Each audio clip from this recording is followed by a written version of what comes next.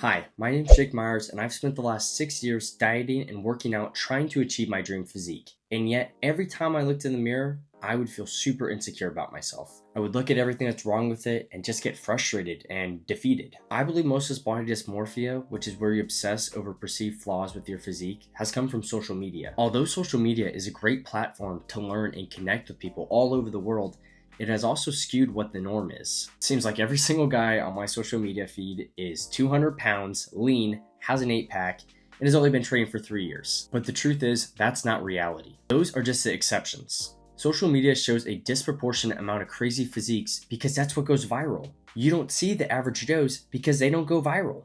So to fight back against this pandemic, here's some mindset shifts that'll help you not fall into this sad spiral like I have before. Number one is to focus on progress. It can take months and most likely years to achieve your dream physique.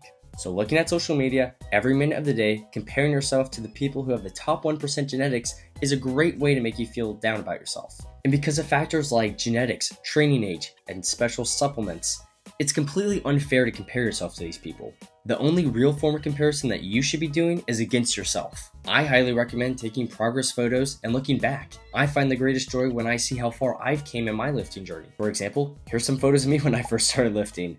And although they were embarrassing and kind of scary to take at the moment, I love looking back on them. And it helps me feel better about my current physique. My second tip is reality. While you might not think it, most of these people that you're comparing yourself to also have insecurity issues. There are quite a few examples of influencers who edit their photos or take those special supplements because they feel bad about the way that they look. And while that's an extreme version, some minor examples are only taking photos when you have a crazy pump or in really good lighting. So when you see a photo with someone who has a crazy physique, don't discredit or attack them, but remind yourself that this might not actually reflect what's real. One tip that's kind of related to this is if there's a particular influencer that every time you see just makes you feel bad about yourself, then temporarily block them. There's no point in bringing yourself down every single time you open up Instagram.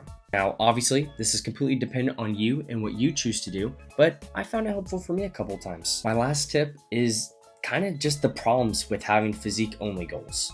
The issue is your looks fluctuate and it can take a really long time to achieve your goals. My suggestion is to have 1 or 2 minor goals that are different than physique goals. Here's my list: health, strength, flexibility, energy levels, mood, consistency goals, like just the emphasis on showing up. This will help you have small wins on your way to your big win. It can get discouraging if your only win is 2 years out.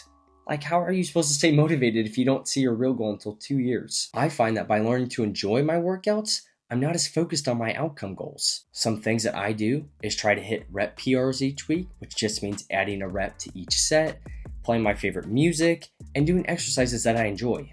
I also like to have caffeine before all my lifts, which add an extra element of fun. Ultimately, learning to appreciate your hard work and not compare yourself to something that may or may not even be real is a skill I highly recommend acquiring. It takes time and hard work to get over body dysmorphia.